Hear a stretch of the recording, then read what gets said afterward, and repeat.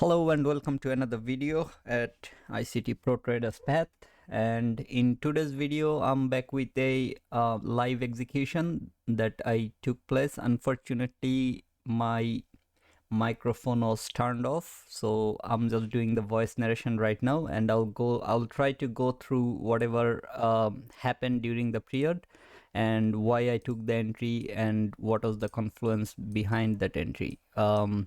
If you're new to the channel, make sure you subscribe to the channel because I'm going to upload lessons, I think 2 times or 3 times every week. I'll try my best to make it 3 times, but 2 times sounds fair because I want people to learn things properly. And if you have noticed my path to, I think, 0 to Pro series, you will see that I have actually uploaded video regarding what is a candle. This might sound funny, but that's the most important lesson you can ever learn before trading. Okay, because if you don't know, if your eyes are not focused enough to say at any given point that where the candle opened, where it closed, where the high, where the low is, you are not ready for trading. That's number one. Number two that I uploaded was regarding swings, how the swing points are formed and what I consider a swing high, swing low, or like measure swing highs and measure swing lows. However, that video is important for future references, future videos that I'm going to upload to my channel. If you haven't watched that video, I highly recommend you guys to start from the candle formations on. Maybe it's a long video because I tried to while making the video, I'm considering person who is watching my YouTube videos, he has literally zero knowledge about trading, about all these charts and stuff. So that's why I started from very zero. But the first lesson regarding the candle is the most important, as I'm saying over and over again. Why, you will understand on my, I think, 1 or 2 more lessons, and then I will actually share with you guys how the market works and why it works in certain way. Okay, so that's enough for the chit chat. Let's go to the trade that I took. So what happened is I took the trade during what it calls London Silver Bullet session, which is actually midnight of New York session. I mean, New York starts at 9:30, but it's midnight in New York. So New York 3 a.m. to 4 a.m. That's a Silver Bullet session that actually happens during the London session. So I took that entry. And the setup was pretty clear to me. That's why I actually went for the entry. So what happened is, if you can see, like, I'm actually drawing a lot of things, but since it's a voice narration, it might not align with the things that I'm doing, but I'll go through my thought process and then I'll try to explain what happened. So if you see on the left side, where I had a dollar sign with a red line, that one actually indicates that right when the London Silver Bullet session started, price actually took some liquidity from sell side. Okay, and on the top I had buy side liquidity marked, that I also marked as a partial. So that buy side liquidity was actually equal liquidities. So let me just put the chart on the screen. So what happened here is, this is the one that I'm talking about. This is where I took the entry. I'm sorry, this is where I called it a liquidity grab of sell side, because market was already going up high and it actually grabbed liquidities on its way from several points. However, at this specific moment during the Silver Bullet, I was literally focused what's happening in the market. Okay, so if I go to the 3 minutes chart, you will see that there is a clear liquidity. I'll just remove these lines so that you can understand. So there is a clear liquidity right when the 3 a.m. happened. Okay, on the candle of 3 a.m. it took the liquidity. So that was a very good indication for me that market now can go higher. And where it can go, if you look at the left, there's exactly equal highs. It's not even relative, it's exact equal highs over there, sitting right below 1 hour's fair value gap. Okay, so although I was thinking that price might go to the 1 hour's fair value gap like this one, but unfortunately price didn't go there during that moment. Anyway, I don't mind, as I said on my previous video as well, like profitable trade is a profitable trade, and I made pretty good amount of profit out of that one.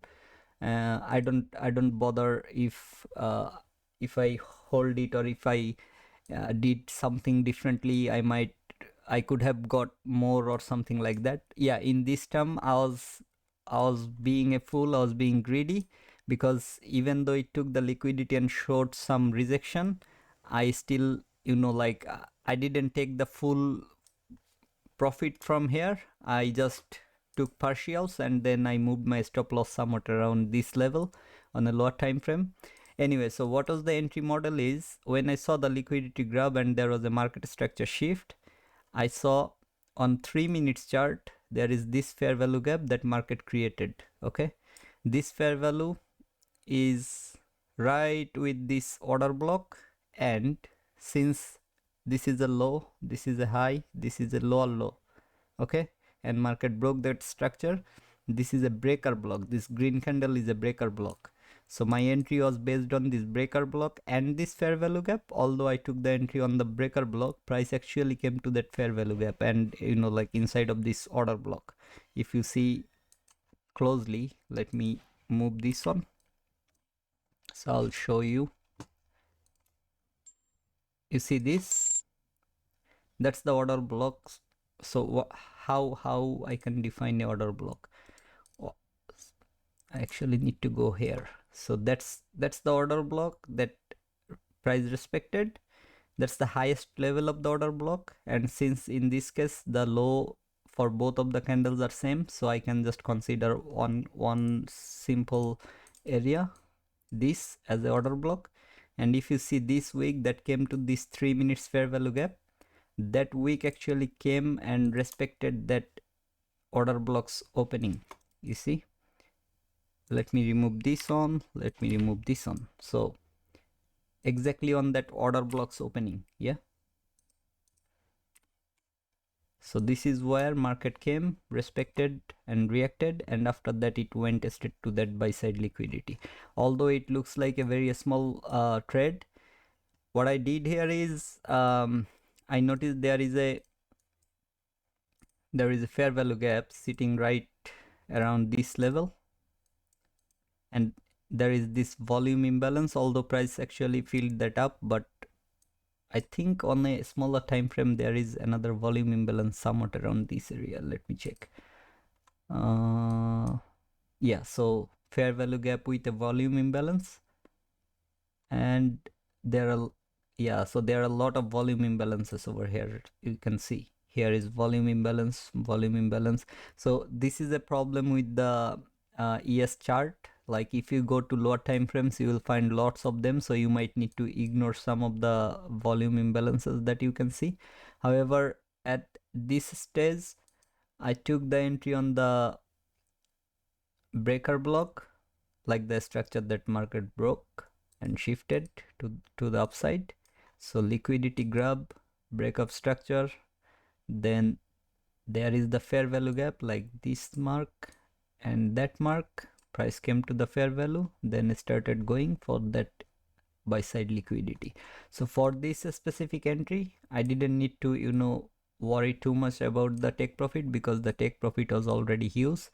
It's 3.33, but I think because of the spread I got, not because of the spread, actually because of this breaker block, I actually took the entry around this level, stop loss at the same area, or maybe in this case I put little lower like this because of this lower time frame volume imbalance or this specific fair value gap. So although like I didn't put all the way down there, but it was not necessary. I could simply, keep it around this order block and get even more profit. But anyway, I wanted to be safe because it was clearly giving me the 1 to 2 risk to reward. If you have seen my other Silver Bullet video, that's what I target during the Silver Bullet.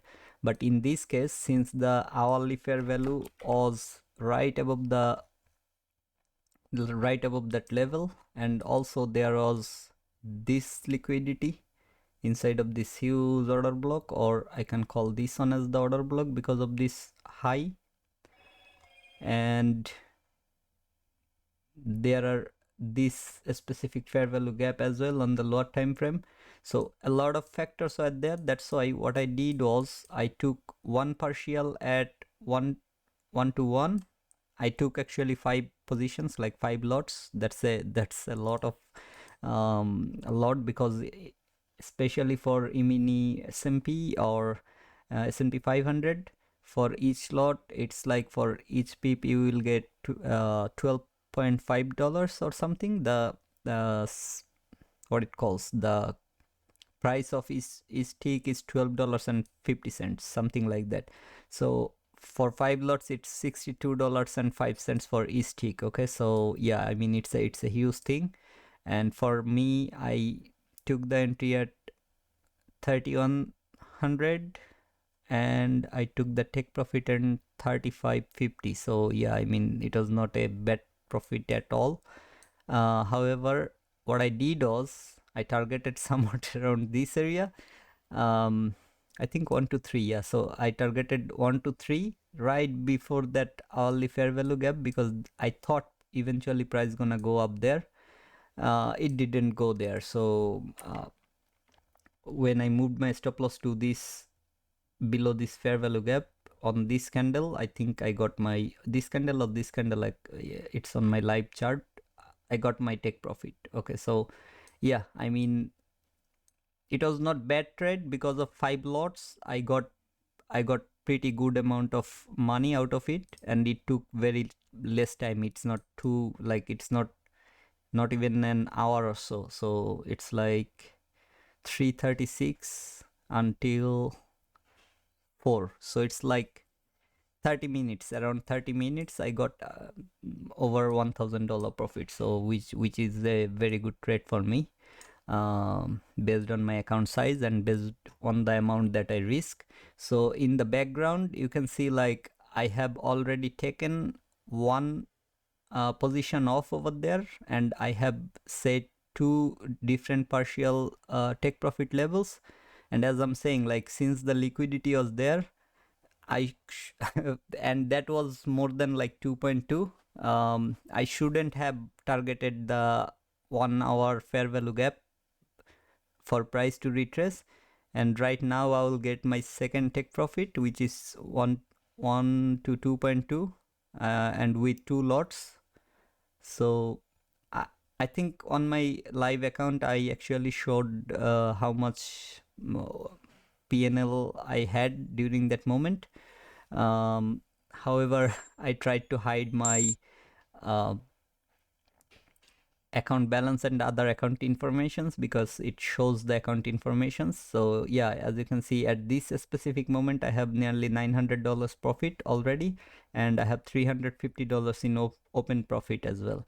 So yeah, if I took the entire profit over there, it could have been nearly, I think it could have been more than what I got at the final take profit level. However, as you can see, like, my 2 sell stops are above my entry point, because I moved it in nearly 1 to 1 risk to reward ratio, like profit level. But as I said, like, I was thinking that it gonna go and check, test that hourly fair value gap. However, market didn't do that, just came short little after taking that liquidity. Anyway, so I hope I was able to give you guys some insights on this specific entry. Stay connected. Thanks for subscribing, and welcome to all the new subscribers. And also, if you have any questions or any suggestions regarding the trades or regarding the videos that I'm making, I hope you will actually write it down in the comment box to let me know, so that I can improve my content quality as well. Because if it's not informative enough, or if it's not good enough for teaching you guys, I might need to improve my quality. So yeah, thanks for that as well. Thanks in advance. And if you're new, make sure you're subscribed for my future contents. So until next time, take care. And as I'm saying, like, I had some lessons over there, and that's what I'm trying to show at the end. Like, I should have taken the take profit over there, number one. Number two is like, over there means at the liquidity level.